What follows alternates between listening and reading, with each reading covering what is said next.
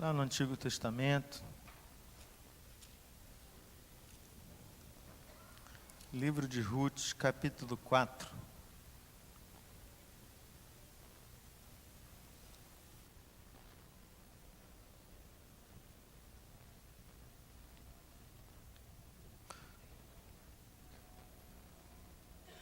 A Letícia pediu para eu avisar, então deixa eu falar aqui, que alguns irmãos sabem que eu volto hoje, né? Voltei hoje depois de um período da cirurgia. Então ela pediu para eu falar que o berçário está funcionando.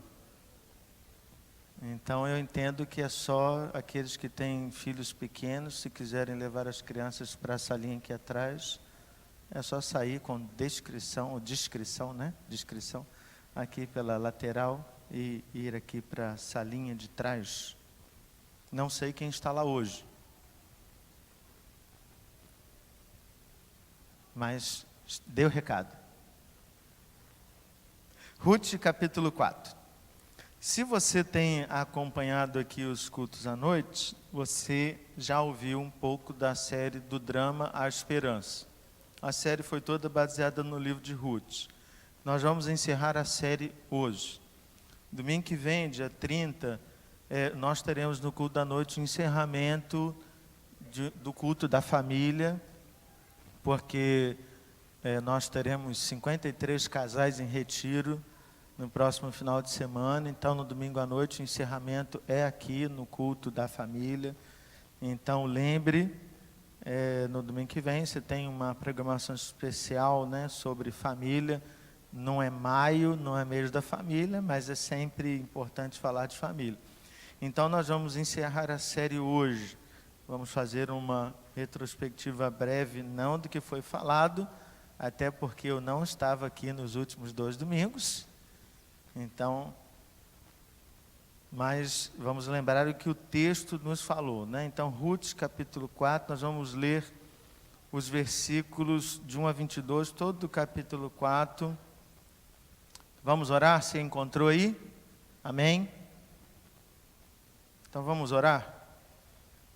Pai, clamamos ao Senhor por discernimento, que Teu Espírito abra os nossos olhos, os nossos ouvidos e prepare o nosso coração.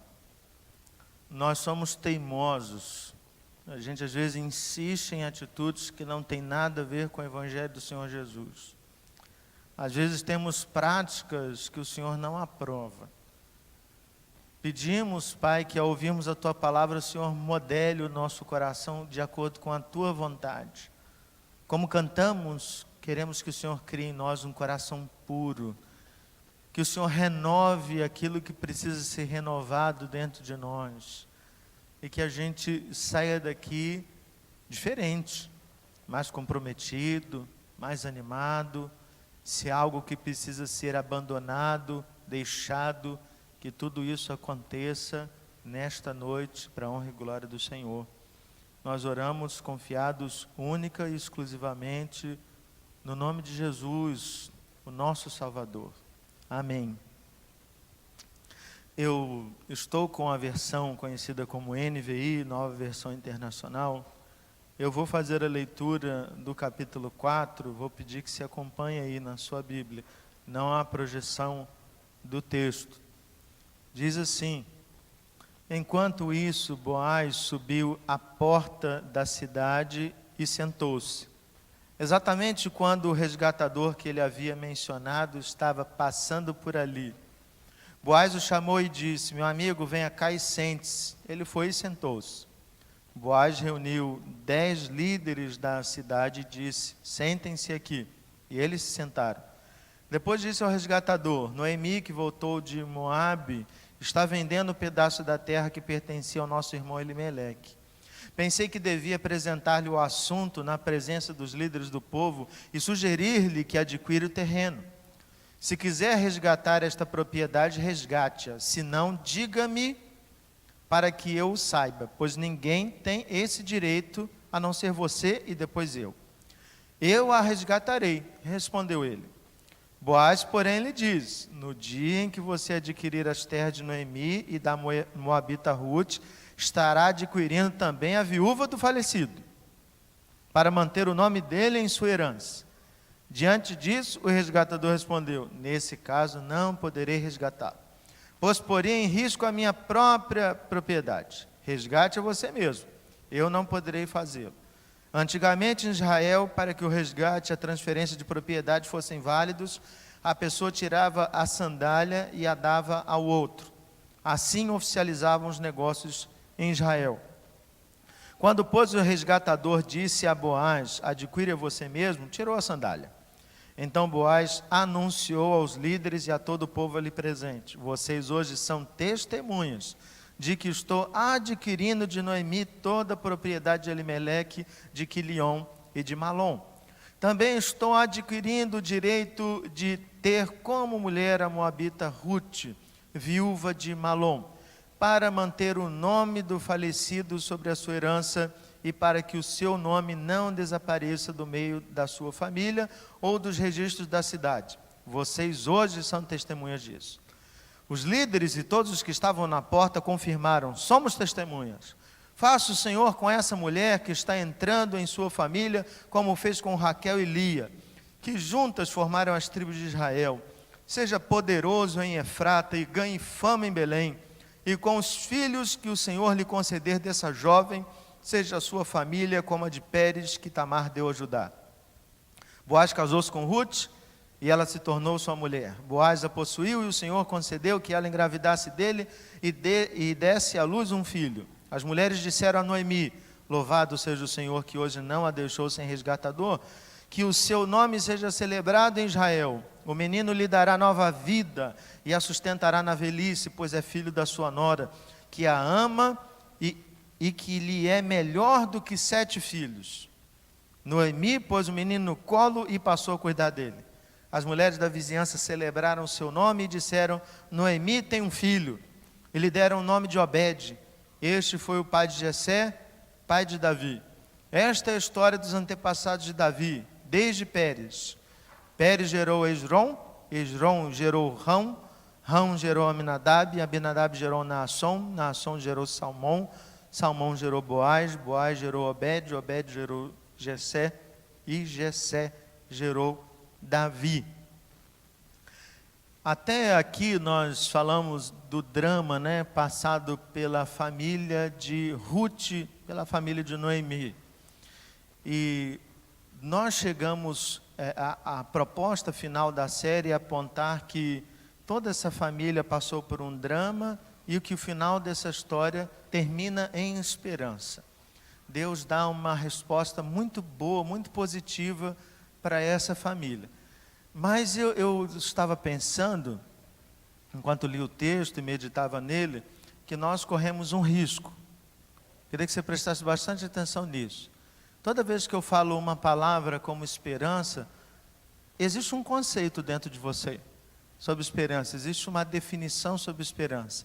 Por exemplo, quando a gente, antes de entrar no templo, para o culto, reunido ali com o pessoal do louvor, eu fiz uma pergunta para eles: qual é a esperança que vocês têm? As esperanças foram variando, ou seja, cada um de nós tem uma esperança. E se a gente não aliar de que esperanças falamos, eu posso falar aqui durante 3 horas, não vou falar sobre 3 horas, mas eu posso falar durante 3 horas sobre uma esperança e você saindo e entendendo sobre outra esperança, que não tem nada a ver sobre a esperança que eu falei, ou ter outra expectativa completamente diferente sobre esperança. Então, para a gente alinhar, e começar alinhando, esperança significa, segundo o dicionário, o sentimento de quem vê como possível a realização daquilo que deseja. Então eu penso ser possível alguma coisa que eu desejo. Vamos tentar exemplificar de que esperança é esse, de que sentimento eu estou falando. Então vamos imaginar que você aqui está estudando para um concurso público. Qual é a sua esperança quando você estuda para um concurso público? Passar. Mas, se você tem esperança de ter um filho, nós não estamos falando da mesma esperança. A esperança de quem vai passar no concurso público e está estudando para o concurso público é passar na prova. Mas a esperança de quem quer um filho pode estar em 2 vertentes. Ou seja, ou o casal engravidar, porque há alguma dificuldade, ou ainda não chegou o tempo, a esperança é que se engravide, ou se o casal tem dificuldade de engravidar, a esperança é que o processo de adoção se resolva. Nós podemos falar então de fazer uma cirurgia, disso eu entendo. Para quem não entendeu a piada, eu já fiz 9. Então, quando você faz uma cirurgia, qual é a esperança? Ficar bom, ficar curado, pode ser não morrer. A esperança isso é muito comum para pessoas que estão com doenças muito graves, em estado avançado. Quando ele vai para o centro cirúrgico, a expectativa dele não é ficar curado, é não morrer. É uma esperança diferente. Então eu posso ter várias esperanças. Eu posso fazer uma cirurgia para diminuir o meu nariz e ficar mais bonito. A esperança é ficar mais bonito, não é simplesmente ficar curado, porque não há problema. Então, se eu vou comprar um carro, um outro exemplo, a minha esperança é fazer um bom negócio. O que eu quero mostrar para você é que a esperança pode ter muitas aplicações.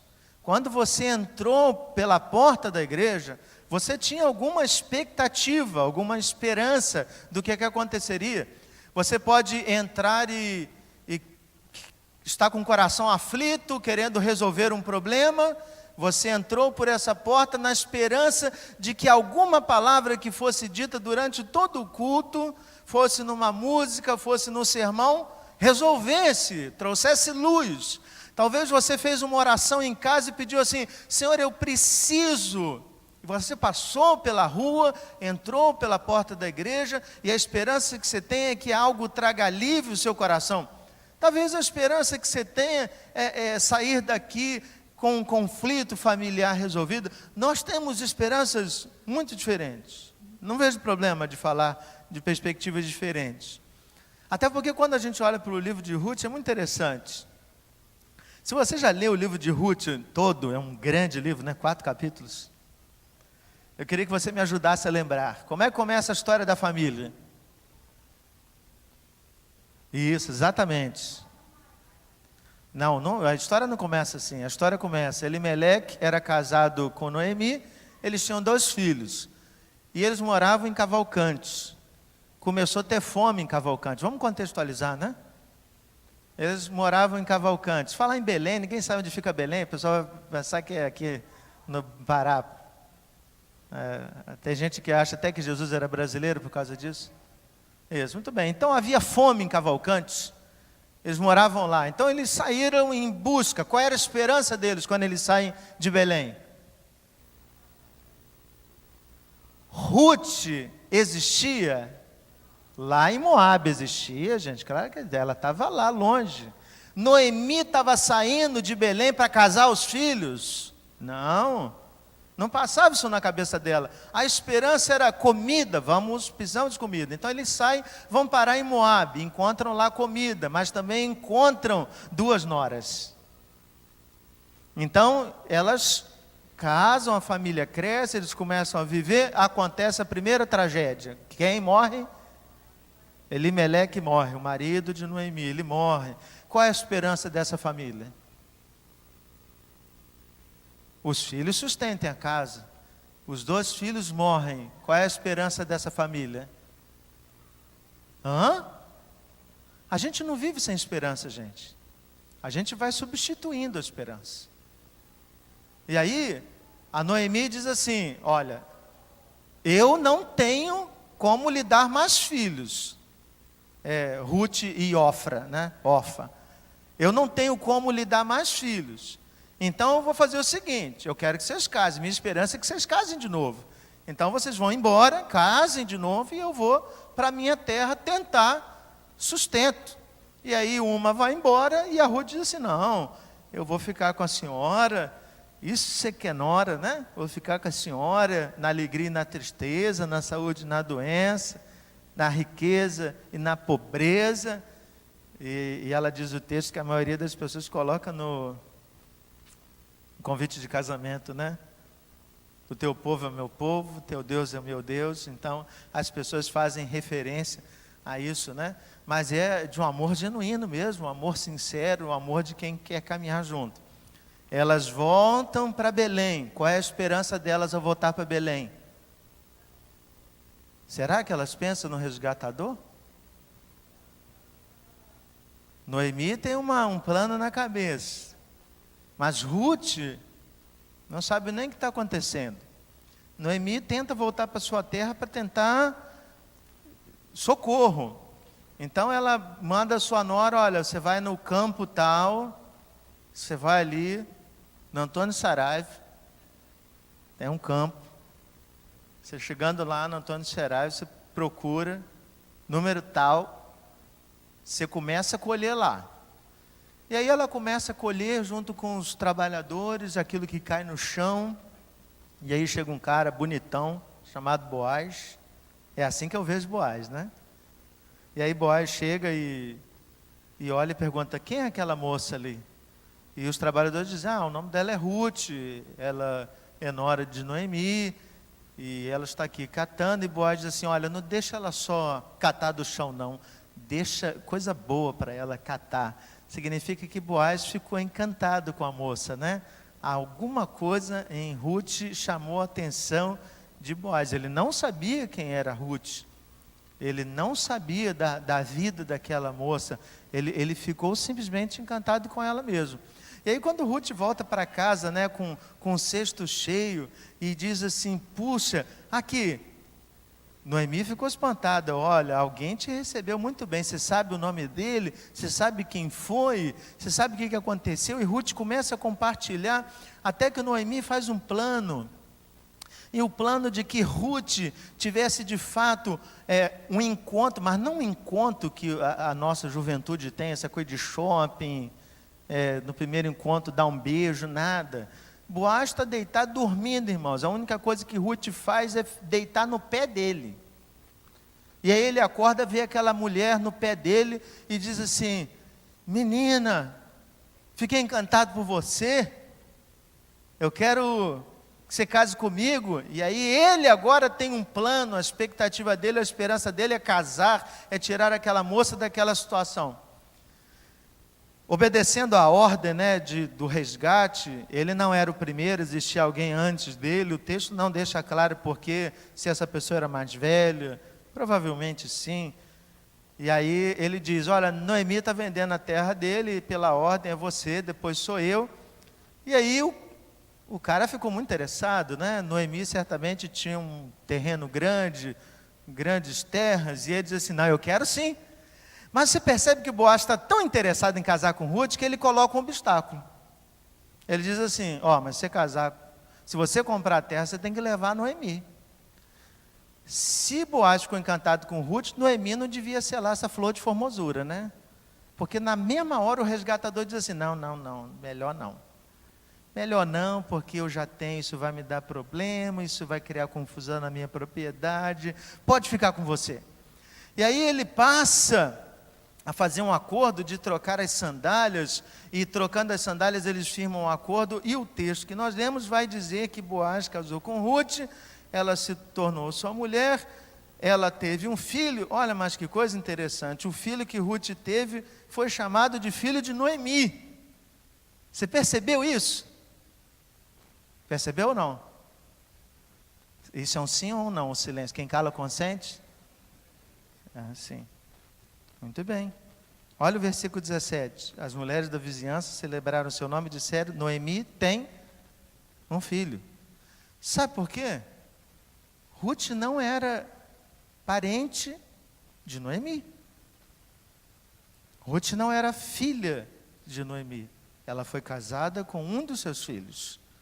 Mas o tratamento que ela teve com Noemi foi tão grande, tão generoso, que ela passou a ser chamada de filha.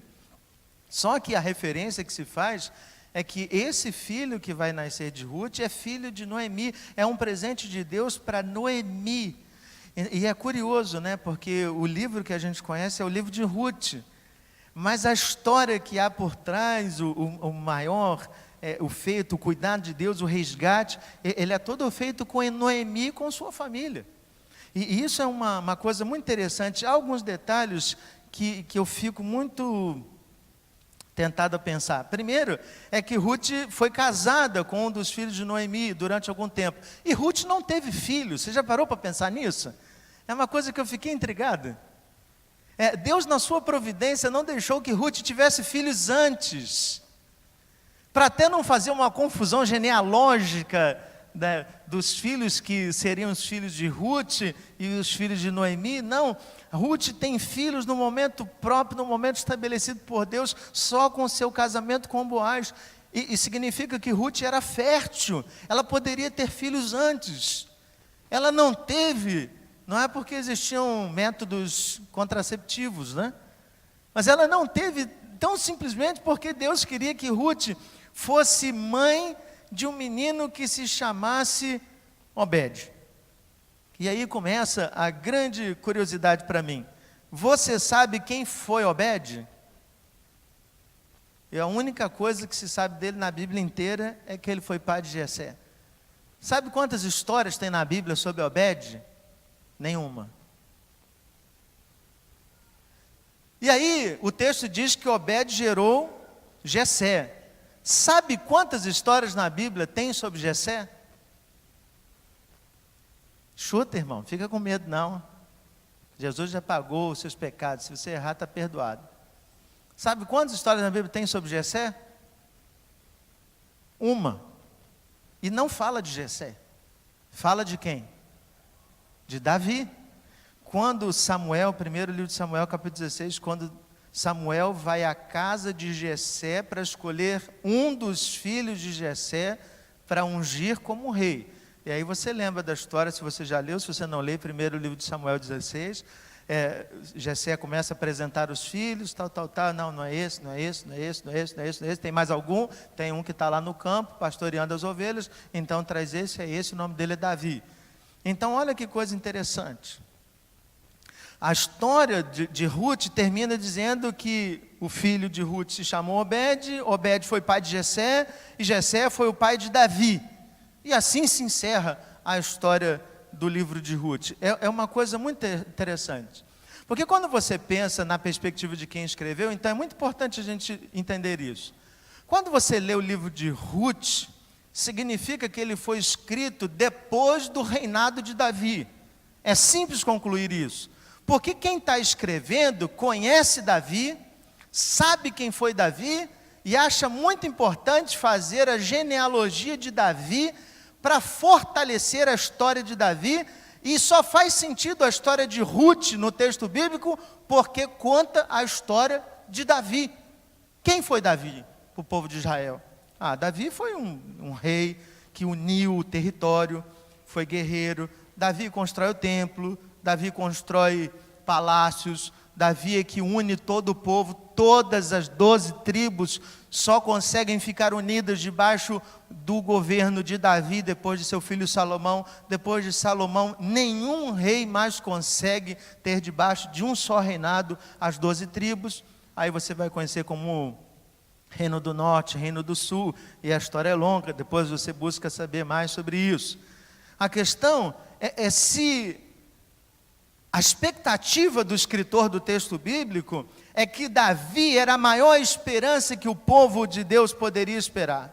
Davi era a maior esperança que o povo podia esperar. É por isso que ele se encerra o livro de Ruth dizendo que ele foi pai de Jessé e pai de Davi. E para nós, o que significa ler isso? Isso é tão interessante, irmãos, que a gente... Lembra quando eu falei no início que a gente pode ter esperanças que são vazias? Uma esperança que a gente pode ter, esperança que são diferentes, e por serem diferentes, elas vão ter significados diferentes, né? E por terem significados diferentes, a gente pode sair sem ter um ponto comum, e vão se tornar vazias. Esse é o risco. Então, se a gente lê o livro de Ruth, e não consegue perceber que o escritor, ele para em Davi, porque é Davi que ele conhece como esperança, a gente não consegue fazer aplicação no nosso tempo. E aí qual é a grande diferença entre nós, leitores, e o escritor do livro de Ruth? É que a gente conheceu alguém muito mais importante que Davi. Quem é ele?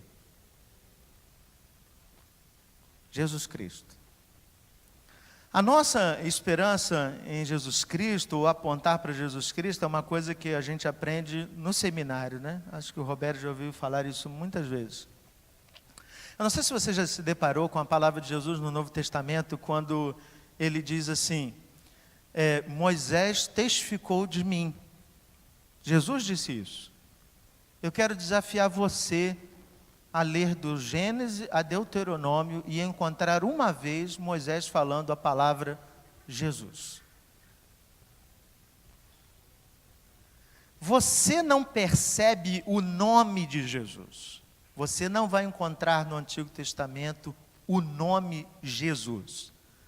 Mas Jesus mesmo diz que a simbologia que lá existia, os rituais que eram praticados, todos eles apontavam para Jesus Cristo. Então, para nós que vivemos no período pós-neotestamentário, ou seja, depois do Novo Testamento, só faz sentido quando a gente ler o texto bíblico a partir de Jesus Cristo. Então, se eu estou falando de esperança, e a minha esperança está em Jesus, não mais em Davi, eu preciso pensar quais são as minhas esperanças em Jesus. E eu fiquei pensando em algumas perguntas do tipo: eu posso esperar que Jesus responda positivamente a todas as minhas orações?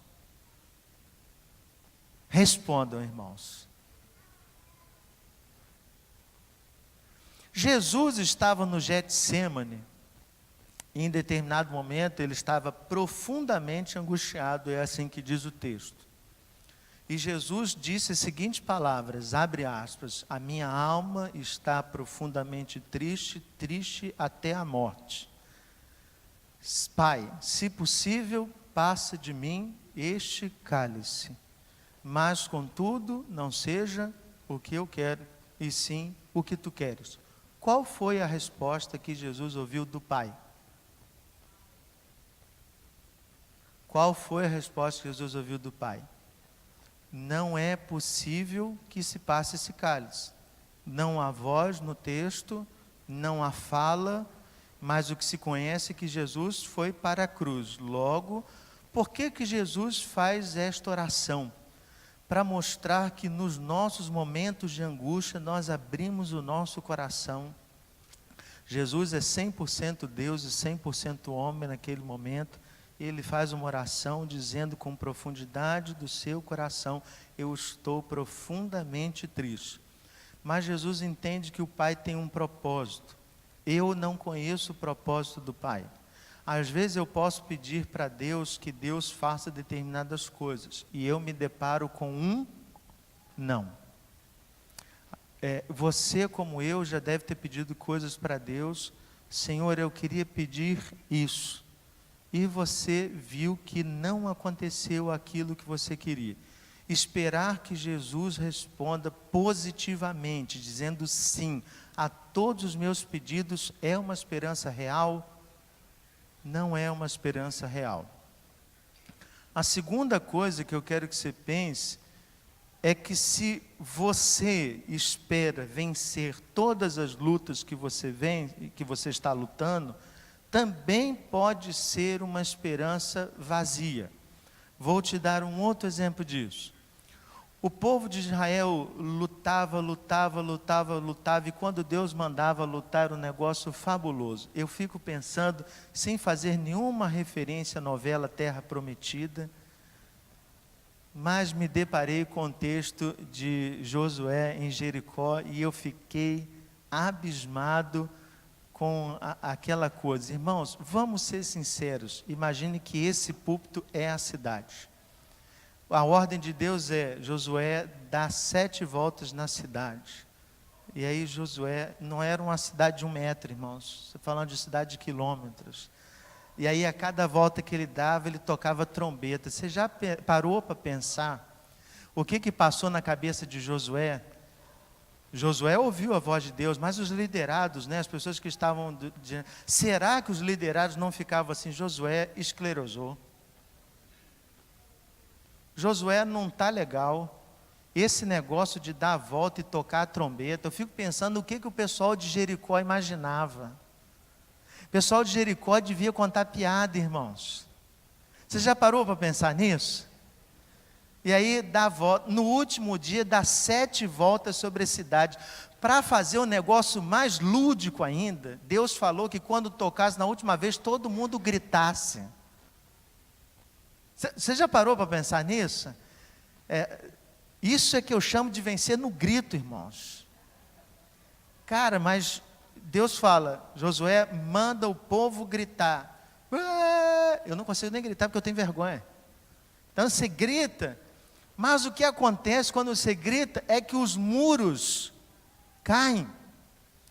Imagine a autoconfiança, você sendo parte do povo de Deus, depois você derrubou uma muralha imensa, né? No grito, meu irmão, pode vir qualquer coisa. Qualquer coisa. Só que o povo foi tão autoconfiante que o povo começou a lutar aquilo que Deus não mandava fazer. E aí o povo começou a dizer assim, não, a gente ganha, isso é mole para nós somos 300 mil, rapaz, os caras são 100 mil, é 3 por 1, a gente já ganhou, ninguém, aí não orava, ia lutar, o que acontecia? Perdia. E aí vem Deus, irmãos, com uma estratégia para Gideão fantástica. Deus diz assim para Gideão, Gideão, você tem 30 mil soldados, muita gente, manda o povo lamber a água aí. Irmãos, não, a primeira coisa que ele fala é pergunta quem tem medo, né? Eu não entendi essa pergunta, os caras eram soldados, né? Aí Gideão pergunta, quem tem medo pode ir embora. Vão para casa 17 mil, irmãos. E aí vai aquela multidão embora e, olha, manda lamber água aí. Quem lamber assim, eu nunca lembro se é o trazer a mão na boca, mas o fato é que quem lambeu lá do jeito que Deus falou, só sobrou 300, irmãos. Sabe contra quantos Gideão foi lutar? Numa empreitada eram 15 mil, divide 15 mil por 300, você vai saber quantos soldados tinha para cada um do povo de Israel. Sabe quantos do povo de Israel, dos 300, foram feridos? 0. Todas as lutas que Deus mandou lutar, o povo venceu, mas todas as lutas que o povo quis lutar por si só, o povo perdeu. Então eu posso entender que eu vou vencer todas as batalhas que eu entro? Não, só as batalhas que Deus manda. Será que por crerem no Senhor Jesus eu não vou passar dificuldade, não vou passar por provações, não vou me sentir abatido? Qual é a minha esperança? Que crendo no Senhor Jesus as coisas vão ser tão fáceis que a única coisa que vai acontecer no meu rosto é sorriso? Será que é essa esperança que acontece em mim? E aí, irmãos, eu me deparei com 2 textos, eu queria ler com os irmãos. O primeiro é Romanos capítulo 5, textos que falam de esperança e que me chamam muito a atenção. Romanos capítulo 5, abre aí por favor, a partir do versículo 1 diz assim: tendo sido, pois, justificados pela fé, temos paz com Deus por nosso Senhor Jesus Cristo, por meio de quem obtivemos acesso pela fé a esta graça na qual agora estamos firmes, e nos gloriamos na esperança da glória de Deus. Não só isso, mas também nos gloriamos nas tribulações, porque sabemos que a tribulação produz perseverança, a perseverança um caráter aprovado, e o caráter aprovado esperança. E a esperança, o que está escrito na sua Bíblia? Na NVI está não decepcione, na atualizada está não confunde. A esperança não decepciona, ou a esperança não confunde, porque Deus derramou o seu amor em nossos corações por meio do Espírito Santo que Ele nos concedeu. De fato, de devido tempo, quando ainda éramos fracos, Cristo morreu pelos ímpios. Dificilmente haverá alguém que morra por um justo, embora pelo homem bom talvez alguém tenha coragem de morrer, mas Deus demonstra seu amor por nós. Cristo morreu em nosso favor quando éramos pecadores. Eu fiquei pensando de que esperança Paulo está falando. Paulo não está falando da esperança de ter comida na mesa. Paulo não está falando da esperança de a minha esposa engravidar. Paulo não está falando da esperança de arrumar um emprego. Qual é a esperança que Paulo diz que não confunde? Se não confunde, a gente não pode ter dúvida. Qual é a esperança? A esperança que ele está contando aqui é assim. Como é que o texto diz? Como é que o texto começa? Nós fomos justificados. De que Paulo está falando? Da morte de Jesus. Quando Jesus morreu na cruz, ele nos declarou justos. Significa que a partir da confirmação do amor de Deus por nós, do sacrifício de Jesus por nós na cruz, a gente pode deixar de lado todo medo. Por isso o cristão não precisa ter medo da condenação eterna. O cristão não precisa ter pavor do inimigo. O cristão não precisa ter pavor do maligno, das coisas do mundo mal. O cristão está confiado em Cristo Jesus e por causa disso Paulo diz, tenhamos paz. Então, se a esperança não confunde, é porque a nossa esperança está firmada em Cristo, mas no que Cristo fez por nós. E o que Cristo fez por nós é a prova do amor que Ele tem por nós. E aí, irmão, se a esperança não confunde, a gente precisa entender uma coisa. A minha esperança não pode estar na cura da doença. A minha esperança não pode estar na resposta para o pedido que eu faço. A minha esperança está no amor de Deus. Então, eu queria dar alguns exemplos. Se você está empregado, Deus te ama. Se você está desempregado, Deus te ama. Se você está 100% de saúde, Deus te ama. Se você está doente, Deus te ama. Se você pediu alguma coisa e foi atendido, Deus te ama. Se você pediu alguma coisa e Deus não te atendeu, Deus te ama. Você reparou que eu não usei o ama mais ou ama menos?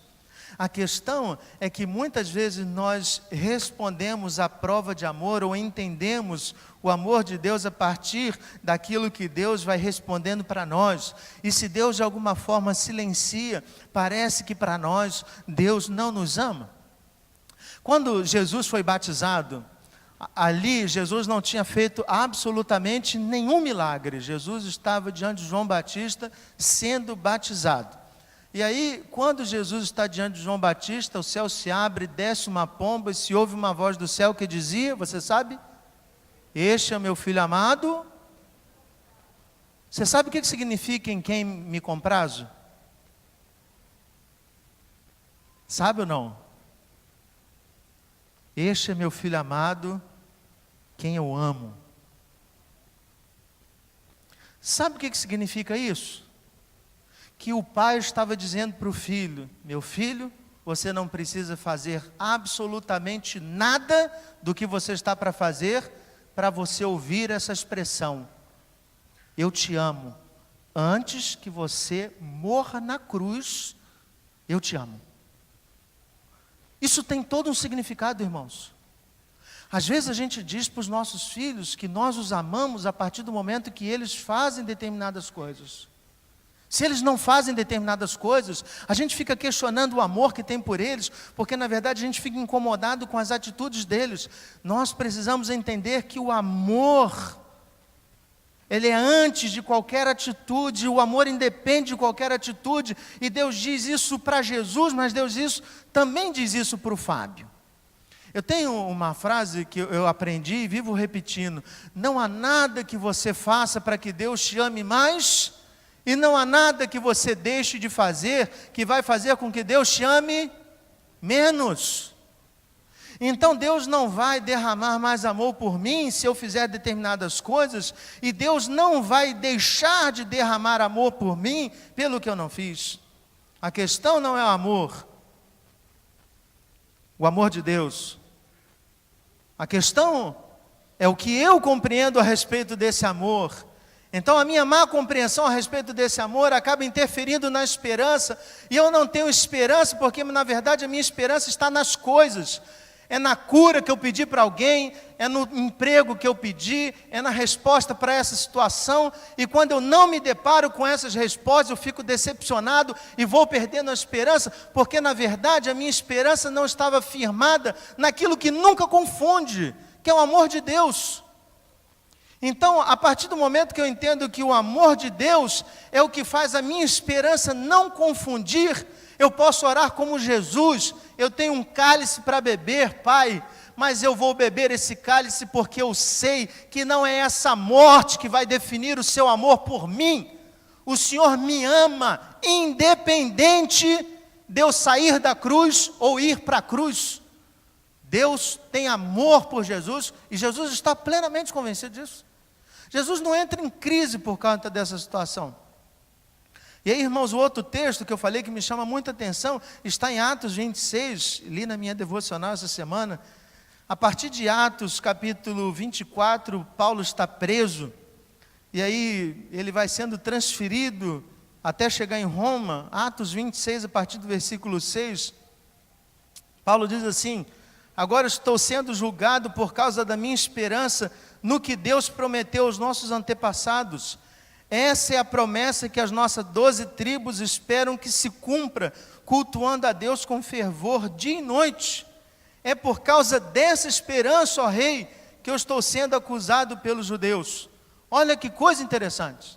Quando Paulo foi chamado diante das autoridades para falar por que ele estava sendo preso, muito interessante, Paulo começava a pregar, e ele dizia assim: ó, o negócio é o seguinte, Jesus veio a esse mundo, e aí ele assumiu o nosso lugar, ele morreu no meu lugar, ao terceiro dia ele ressuscitou, e ele está pregando tanto, que o rei de Roma diz assim: você está querendo me converter? Você quer que eu seja cristão? Ou seja, o rei não entende a fala de Paulo como uma defesa, ele entende a fala de Paulo como um sermão, uma pregação.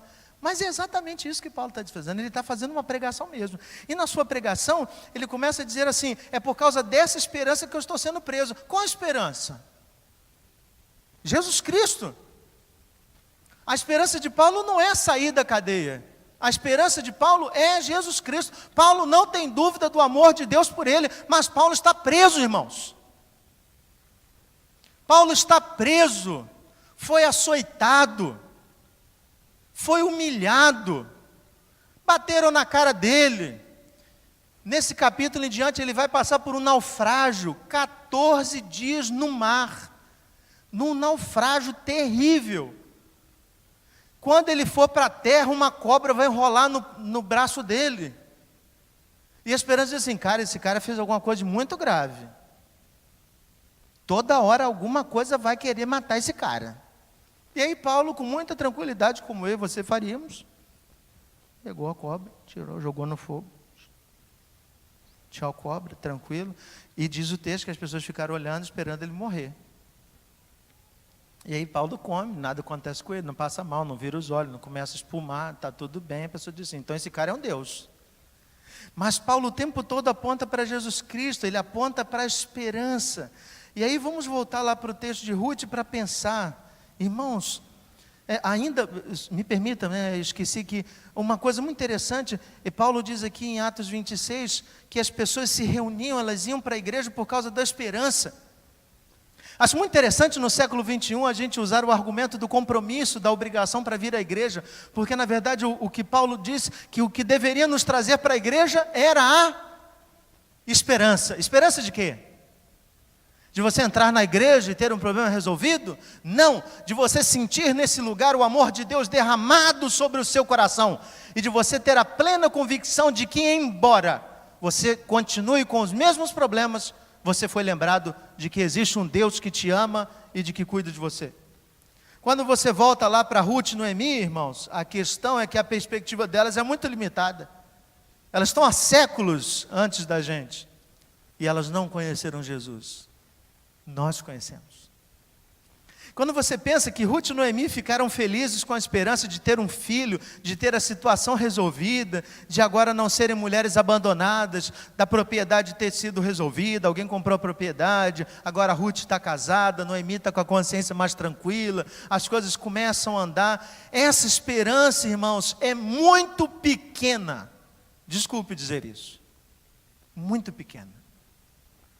Às vezes eu fico pensando que a esperança que a gente tem é ótima, assim, no sentido de é sua, é pessoal. A sua esperança de ter os seus problemas resolvidos, ela é válida, sim, mas ela é muito pequena, muito pequena. Porque assim, porque a gente não entende esperança, e talvez porque a gente não entende, não é só de esperança, a gente não entende de amor. Se a gente entendesse de amor mesmo, a gente vivia um amor muito diferente do que a gente vive. O amor de Jesus O amor que o texto bíblico nos ensina é um amor incondicional, e o único que entende de amor é Deus. Nós amamos porque somos correspondidos. Quando pessoas não são correspondidas no casamento, o que elas fazem é pedir divórcio. Você sabe que eu não estou equivocado nisso. Quando as pessoas são correspondidas, elas entendem que estão vivendo uma vida feliz. Então, amor no sentido de entrega, de que Deus faz, só Deus faz. Nós não entendemos nada de amor e por causa disso não entendemos de esperança, porque a gente não consegue entender alguém que continua nos amando, mesmo com as bobagens que a gente faz durante a semana, ou as não bobagens que a gente faz. Você pode passar uma semana inteira sem ler a Bíblia, sem falar com Deus em oração. Você se debruça diante dele, de joelhos, abre o seu coração e chora diante dele, e você vai ver um pai maravilhoso dizendo assim: está tudo certo, meu filho. É assim que a parábola do filho pródigo nos ensina. Você tem um filho que gasta tudo do pai, vive a vida mais devassa possível, ele é o lixo. Quando ele volta, tem um pai de braço aberto. Isso é incompreensível, porque se fosse eu dava uma surra naquele moleque. Ele ia ficar 1 ano de castigo, sem direito a ver camelo, sem direito a andar de burro, de jumento, qualquer coisa assim. O pai, ele está de braços abertos, corre, faz uma festa. Mas, meu irmão, aquele filho, ele pediu a morte do pai. Como é que alguém pode amar alguém tão profundamente? Só Deus. Só Deus. E a gente não entende de esperança porque a gente não consegue compreender o amor de Deus por nós. Se a gente tem a noção de como Deus nos ama, fica muito mais simples, muito mais fácil nos entregar.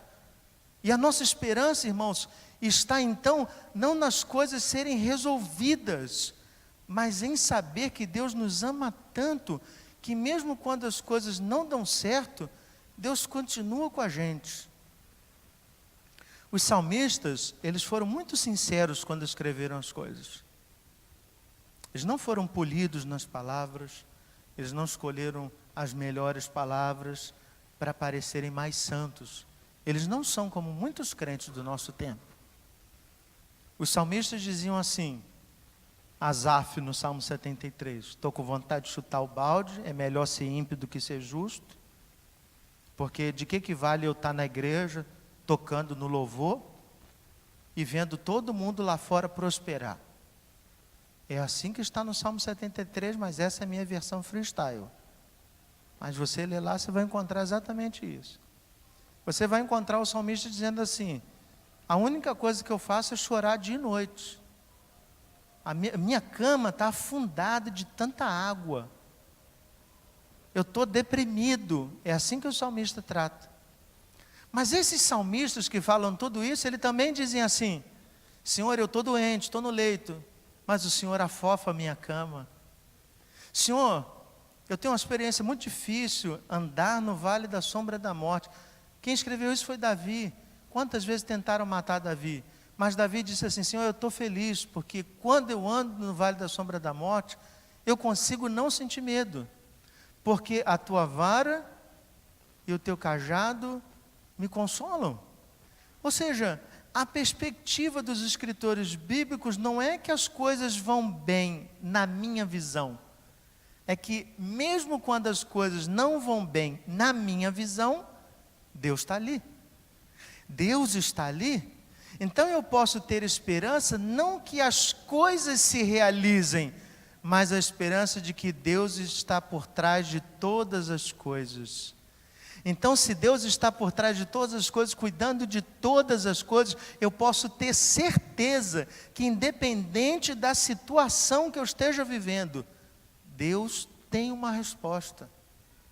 Pode não ser a resposta que eu queria ouvir, mas Deus tem uma resposta. O que nós estamos falando, irmãos, é que às vezes a gente não sabe definir esperança, porque a gente ainda não experimentou o amor de Deus. E aí, pode ser estranho você ouvir isso de um pastor. Mas durante muito tempo, eu fiquei correndo atrás de coisas que pareciam correr atrás do vento. Fazia coisas pensando em buscar agradar mais a Deus. Eu entendia na minha cabeça que crente comprometido era aquele crente que fazia de tudo, que entregava a sua vida como um sacrifício mesmo. Quanto mais maltratado eu saísse da igreja, era por Cristo. Amém. E aí eu entendi que cada sofrimento, cada luta, cada trabalho, cada coisa que eu me desgastasse, isso significava estar envolvido no reino. No fundo, eu não entendia nada do amor de Deus. Quando eu me deparei com situações muito difíceis na minha vida, que me levaram à exaustão, Deus me fez me perguntar a respeito do que eu pensava do amor dele por mim. E eu descobri que independente do que eu estivesse fazendo, independente de qualquer coisa que eu estivesse realizando, Deus nunca deixaria de me amar. Há uma experiência muito interessante. Você pega crentes, eu vou falar como pastor pela experiência que tem. Você pega aqueles crentes que foram ativos a vida toda na igreja. Eles agora estão numa situação de enfermidade, estão afastados, estão acamados. E aí várias vezes ao visitar esses crentes, me deparei com eles, lá no seu leito de enfermidade. E ao conversar com eles sobre a situação, a palavra deles para mim era assim: pastor, agora eu não tenho mais valor. Será que é esse realmente o entendimento que temos? Temos valor para Deus quando somos produtivos? As pessoas têm valor porque são pessoas ou porque elas podem produzir ou entregar alguma coisa para Deus? Deus está preocupado com quantos reais você pode contribuir na obra? Deus está preocupado com o seu grau de formação e instrução? Deus está preocupado com isso? O amor de Deus é medido por aquilo que a gente entrega para Ele? Será que é isso que estamos pregando para as pessoas? Será que é por conta disso que as pessoas não têm mais esperança? Porque nós não estamos falando do amor, nós estamos falando de produtividade, de solução de problemas, e quando essas coisas não acontecem, as pessoas se decepcionam com Deus, porque elas não aprenderam o amor do Evangelho do Senhor Jesus. Elas aprenderam um Evangelho pregado a respeito de prosperidade, de cura, de libertação, mas isso não é a nossa vida. Jesus nos ama sendo leprosos ou sendo puros. Jesus nos ama sendo aleijados ou tendo duas pernas. Jesus nos ama sendo cegos ou tendo duas vistas. Esse é o amor de Deus? E aí eu quero pensar num desafio prático para você, irmãos. É simples. Passe uma semana orando sem pedir a Deus absolutamente nada. Todas as vezes que você pedir alguma coisa, você zera. Você começa a semana de novo. Você começa a orar. E aí você vai dizer as seguintes palavras: Pai, eu confio no teu amor por mim. Eu sei que independente do que eu estou vivendo, o Senhor conhece. Eu não preciso contar para o Senhor. O Senhor sabe o que está no meu coração. Ensina-me a confiar no teu amor. Faz isso uma semana. Se você começou na segunda, na terça, na quarta você pediu alguma coisa, pediu pelo pastor que operou de hérnia, você zera de novo, começa de quarta. Tenta fazer uma semana. Você vai aprender como nós muitas vezes estamos tão no automático que nós entendemos que a esperança é Deus ficar resolvendo as questões. Irmãos, o que nós não precisamos é de solução de problemas. Nós precisamos que o amor de Deus inunde o nosso coração. Se você entender isso, e eu creio nisso com muita firmeza, a música que eu pedi para o pessoal do louvor cantar, e foi cantada pelo Yuri e a Maria Letícia, diz exatamente isso. Quanto amor Ele tem por mim, quanta dor sofreu por mim por amor. A razão de tão grande amor é mostrar que a minha vida tem valor. Sou tão precioso para Deus que Ele deu o seu Filho para morrer na cruz por mim.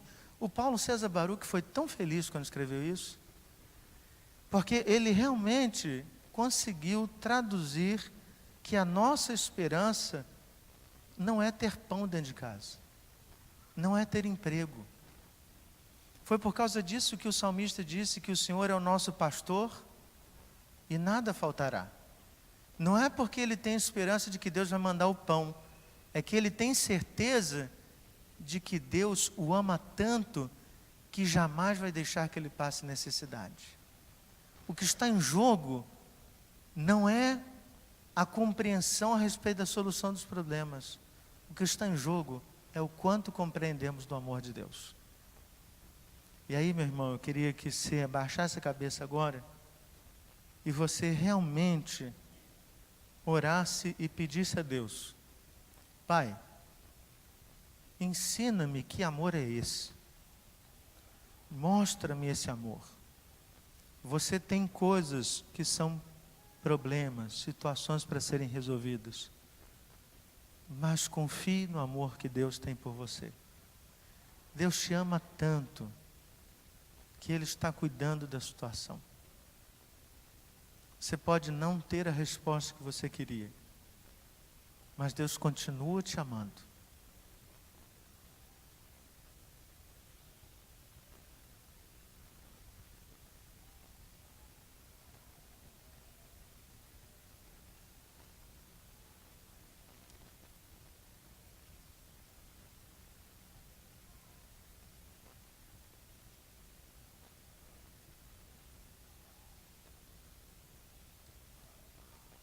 Pai, a Tua palavra nos diz que a esperança que temos em Ti não confunde, não nos decepciona.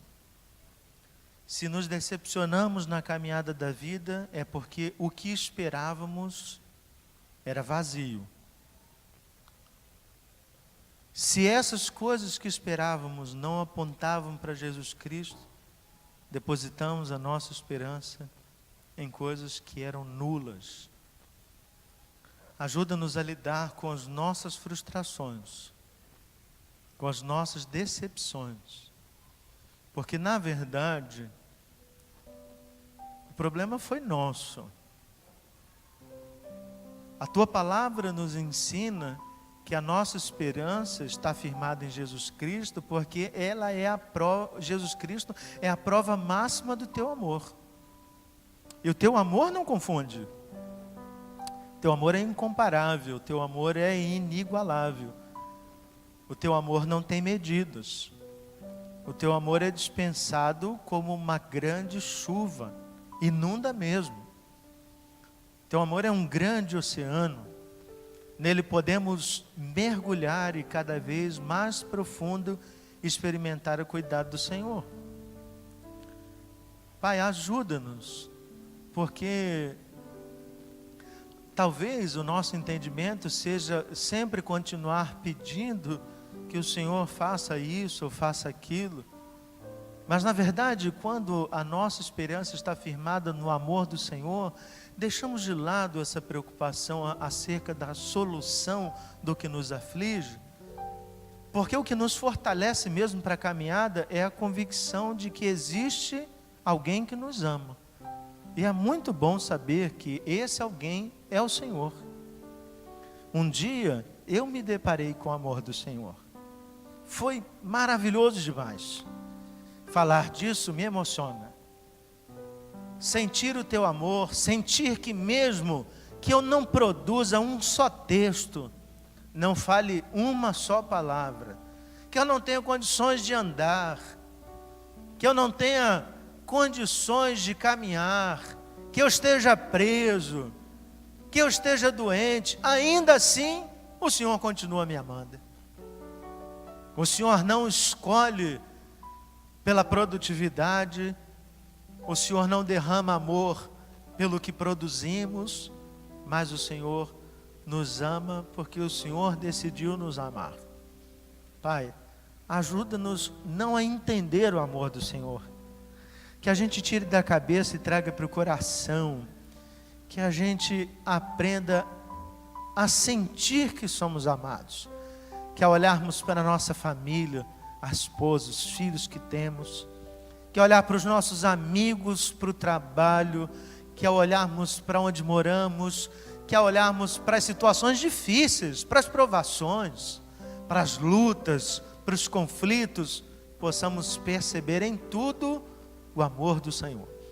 O amor que nos faz atravessar dificuldades, o amor que nos segura na mão, o amor que nos carrega no colo, o amor que afofa a nossa cama, o amor que nos dá sabedoria, o amor que nos dá discernimento, e é este amor que faz produzir esperança.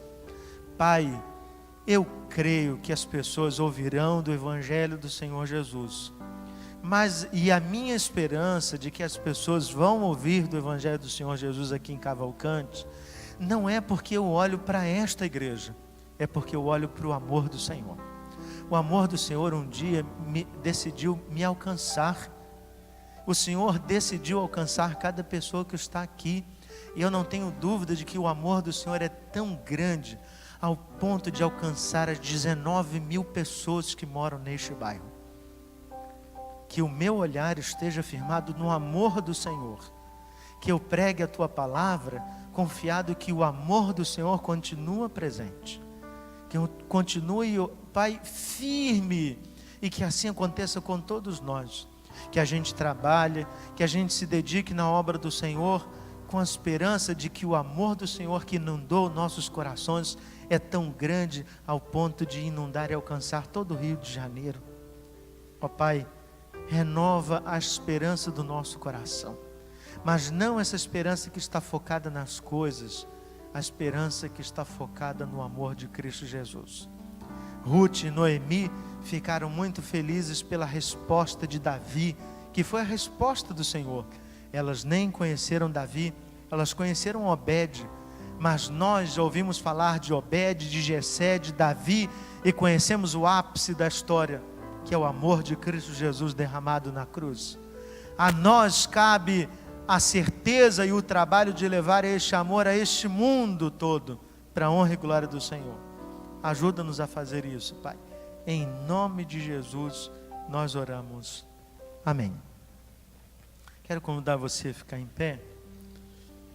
Primeiro, agradecer muito sua presença, você que esteve aqui nesta noite, você que nos visita. Vejo gente que renova a sua visita. Vejo gente pela primeira vez, descobri que é irmã do Diego, essa moça bonita que está na frente da Kétia. Isso. E como eu não cometi a gafe, eu vou dizer que o seu nome é Lohan, e não Laurent, igual eu falei no dia que ele foi recebido. Sejam todos muito bem-vindos, que você tenha, de fato, uma semana muito abençoada. Quero pedir que você feche os olhos, nós vamos invocar a bênção do Senhor, e logo depois vamos cantar uma música que é justamente a música do Quanto Amor, e você pode cantar esse amor e mostrar esse amor para as pessoas que estão do seu lado. Receba a bênção do Senhor. Que a graça e a paz de nosso Senhor e Salvador Jesus Cristo, o amor de Deus, o nosso eterno, bendito e único Pai, poder, comunhão, consolação que vem do Espírito Santo de Deus, seja com você, com sua família, com todo o povo de Deus espalhado por toda a face da terra, não só hoje, mas pelos séculos dos séculos.